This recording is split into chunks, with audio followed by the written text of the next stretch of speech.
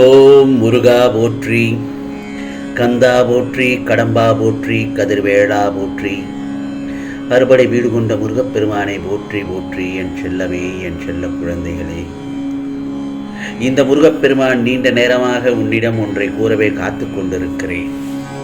இந்த திருச்செந்தூர் முருகனை உன் அப்பாவாக நினைத்தால் நிச்சயமாக கேள். துவண்டு போகக்கூடாது. பிரச்சனைகள் வரும்போது தைரியமாக எதிர்கொள்ள வேண்டும். அதை தைரியமாக சந்தித்து உன்னுடைய வேலைகளை நம்பிக்கையோடு செய்து கொண்டே இரு. பிரச்சனைகளை பார்த்து நீ பயந்து ஓடினால் அது உன்னை வேகமாக துரத்தும். ஒவ்வொருவரின் பலவீனத்தை தெரிந்து கொண்டு ஏமாற்றுபவர்கள் இந்த உலகத்தில் இருக்கத்தான் செய்கிறார்கள். அதற்கெல்லாம் அஞ்சாதே. அதே போல தேவையில்லாமல் உன்னை சுற்றி உள்ளவரை எல்லோர் மீதும் சந்தேகப்படாதே. நம்பிக்கையோடும் நேர்மையாகவும் உண்மையாகவும் வாழ்பவர்களுக்கு தீங்கு விளைவிக்கும் எண்ணத்தோடு இருப்பவர்கள் தானாகவே அவர்கள் வாழ்வில் இருந்து விலகும்படி அவர்களின் தீய செயல்களை அதை செய்துவிடும். ஆகவே அமைதியாக இரு. நான் சொல்வது உண்மைதானே? சூழ்நிலைக்கேற்ப அனுசரித்து போக வேண்டும். சூழ்நிலைகளுக்கு ஏற்ப அனுசரித்து போக கற்றுக்கொள். எப்போதும் எதிர்கொள்ள வேண்டும் என்பதை தெரிந்து கொள். உன்னை ஒருவர் மன ரீதியாகவும் உடல் ரீதியாகவும் துன்புறுத்தினால் அதன் ஆரம்ப நிலையிலேயே நீ அதை தடுக்க வேண்டும். இல்லாவிட்டால் பேரிழப்புக்கு அதுவே வழிவகுக்கும். கவலைப்படாதே. இந்த நிலை கூடிய விரைவில் நிச்சயமாக விரைவில் மாறும். ஆம் செல்லமே, சூழ்நிலைகளுக்கு ஏற்ப வாழ்க்கையை அமைத்துக் கொள்வதுதான் வெற்றிகரமான வாழ்க்கையின் பூரண ரகசியம். இந்த உண்மையை உணர்ந்தவர்கள் வாழ்வில் நிச்சயமாக வெற்றி அடைவார்கள். வெற்றி பாதையில் பயணிக்க விரும்புபவர் கடைபிடிக்க வேண்டிய முக்கியமான ஒரு அம்சமும் இதுதான். ஆகவே தெளிந்த நீரோடை போல மனதை தெளிவாக இருக்க வேண்டுமானால் சில அடிப்படை கொள்கைகளை நீ கட்டாயம் கடைபிடிக்க வேண்டியதும் உள்ளது. இதில் மிகவும் முக்கியமானது ஒன்று, இருப்பதை எண்ணி மகிழ்வுறாமல் இல்லாததை எண்ணி ஏக்கம் கொள்வது. ஆம் செல்லமே, வாழ்க்கையில் அனைத்தும் கிடைத்தால்தான் நான் மகிழ்ச்சியாக இருப்பேன் என்று எண்ணினால் இந்த பிறவியில் அது சாத்தியமே இல்லை. காரணம், குறைவில்லாத மனித வாழ்க்கை என்பதை இதுவரை இல்லை என்பது சாத்தியம். இந்த நல்லதொரு காலை பொழுதில் இந்த முருகப்பெருமான் சொல்வதை சற்று கவனமாக கேள். உன் முன்னால் இருப்பவன் கெட்டவனா நல்லவனா என்று ஆராய்வதை விட நீ நல்லவனா கெட்டவனா என்று ஆராய்ந்து வா. அனைத்தும் அறிந்தவர் இந்த உலகத்தில் யாருமே இல்லை. படிப்பு உன் தரத்தை உயர்த்தும். சத்திய தர்மம் உன்னை இறை தன்மைக்கு அழைத்துச் செல்லும். இறைவனை தேடி அலையாதே. இருக்கும் இடத்திலேயே அறிய முயற்சி செய். வாழும் வரை நீ எடுக்கும் முடிவே நிரந்தரம். அதில் சத்தியம் ஒளிரட்டும். இதுவே இறைவனின் நாட்டம். கோடி செல்வம் வந்தாலும் அது உன்னை விட்டு விலகினாலும் மனம் கலங்கக்கூடாது. தாய், தந்தை, மகன், மகள், அண்ணன், தம்பி, மனைவி, கணவன், உற்றார், உறவினர்கள், நண்பர்கள் எல்லாம் நீ வாழும் வரைதான். இந்த பிரபஞ்சத்தில் எதுவுமே நிரந்தரம் இல்லை.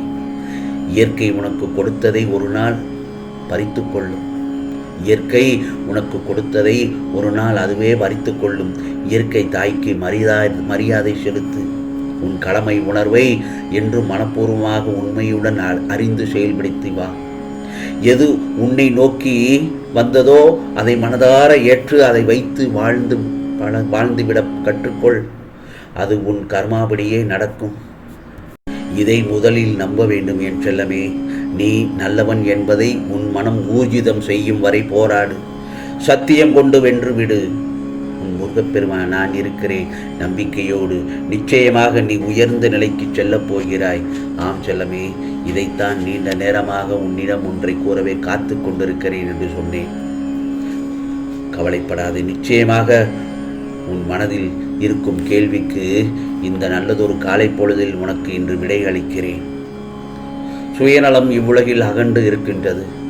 எல்லா மனிதனிலும் சுயநலம் இருக்கிறது. ஆனால் ஒருவருடைய சுயநலம் மற்றவர்களின் உணர்வுகளையும் மற்றவர்களுக்கு துன்பம் விளைவிக்கும் பொருட்டு இருந்தால் அது தவறு.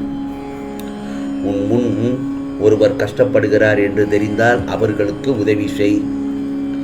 எனக்கு வேலை இருக்கிறது, எனக்கு அவர்களுக்கு உதவி நேரம் இல்லை என்று போவதுதான் உண்மையான சுயநலம். சில பேர் தாங்கள் முன்னேற வேண்டும் என்பதற்காகவே மற்றவர்கள் முன்னேறக்கூடாது என்று நினைப்பது அது ஒரு வகையான சுயநலம். அவர்களுக்கு பொறாமையை தூண்டிவிட்டு மற்றவர்களுக்கு கெடுதல் நினைக்க வைக்கிறது. அதைத்தான் நான் தவறு என்று கூறுகிறேன். உன்னால் இயன்றதை உதவியாய் செய்யும் உதவியை சொல்லி காண்பிக்கவோ, யாரிடமும் நீ செய்த உதவிக்கு பயனில்லாமல் போய்விடும் அப்படி சொல்லி காண்பித்தார். நாம் முன்னேற வேண்டும் என்று எண்ணுவது சுயநலமல்ல. அப்படி நீ சிந்தித்தால் அது மற்றவர்களின் முன்னேற்றத்தை நீ விரும்பவில்லை என்று அர்த்தமில்லை. அந்த பார்வை உன் கண்ணுக்கு புலப்படவில்லை என்றுதான் அர்த்தம். மற்றவர்கள் உதவி என கேட்டு இருந்தால் அவர்களின் கஷ்டத்தை நீ பார்த்தால் கண்டிப்பாக உதவி இருப்பாய். அதில் தவறே இல்லை. உனது நல்லது கெட்டது என அனைத்துமே இந்த முருகப்பெருமான் நான் அறிவேன். உன்னிலும் உன்னை சுற்றி எல்லாம் நான் நல்லதாகத்தான் நடக்கச் செய்வேன். கவலைப்படாதே. ஆகவே உன் வாழ்க்கையில் பல ஆச்சரியங்களும் பல அற்புதங்களையும் நடக்கப் போவதையும் நீ உயரப்போவதையும் உன்னை வேண்டாம் என வெறுத்து ஒதுக்க பார்ப்பவர்கள் பார்க்க போகிறார்கள். என்னுடைய வார்த்தை மீது நம்பிக்கை வை. நீதான் எனக்கு உலகம். உன்னை முதுகில் குத்துபவர்கள் கண்டு வேதனை கொள்ளாதே. போர்க்களத்தில் புறமுதுகை காட்டுபவர்கள் வீரமானவர்கள் அல்ல. என்னுடைய முழுமையான அருளால் உன்னை ஆசீர்வதிப்பேன். முருகா முருகா என்று நீ சொல்லும் வார்த்தைகளை நான் கவனிக்காமல் இல்லை. என்னுடைய முழுமையான அருளால் உன்னை ஆசீர்வதிப்பேன். அது உன்னுள் நிலையாக ஊடுருவும். அது ஒரு தெம்பை கொடுக்கும். அதை நீ அந்த தருணத்தில் உணர்வாய், தெரிந்து கொள்வாய். அடுத்தடுத்து நிலையான மகிழ்ச்சியும் நிலையான மன நிம்மதியும் வருவதை கண்டு நீ உணர்ந்து கொள்வாய். தீரவே தீராது முருகா என்று நீ நினைத்த உன் உடற்கஷ்டத்தில் ஒரு நிலையான அதிசயம் நிகழ்த்தி வருவது போல உன் மனக்கஷ்டமும் இப்போது தீர்ந்து வாழ்க்கையில் நீ ஜெயிக்கப் போகிறாய். இது முருகப்பெருமானின் அருள் வாக்கு. 100% உனக்கு நடக்கும். கண்டிப்பாக உனக்கான சந்தோஷம் உன்னை தேடி வந்துவிட்டது. உனக்கான சந்தோஷம் உன்னை தேடி வந்துவிட்டது. நீ என்னை நினைக்கும் போது உனக்குள் ஒரு சிலிர்த்த உணர்வை ஏற்படுத்தும். அதுதான் இந்த முருகப்பெருமான் மேல் நீ கொண்ட உண்மையான அன்பின் வெளிப்பாடு. அப்படி இருக்கும் பட்சத்தில் நான் உன்னை விட்டு எங்கே செல்வேன்? நான் கூறுவதை கூறிவிட்டேன். இனி அதன்படி நடப்பது உன் கையில்தான் இருக்கிறது. ஆகவே இந்த முருகப்பெருமான் சொல்லிவிட்டேன். உனக்கு இந்த நல்லதொரு காலை பொழுதில் உனக்கு அருள்பாலித்து விட்டேன். கவலைப்படாதே. உனக்கானதெல்லாம் நிச்சயமாக நல்லது நடக்கும். நல்லது மட்டுமே நடக்கும். அதுவும் நன்மையாகவே இருக்கும். ஓம் சரவண பவ. ஓம் சரவண பவ. ஓம் சரவண பவ.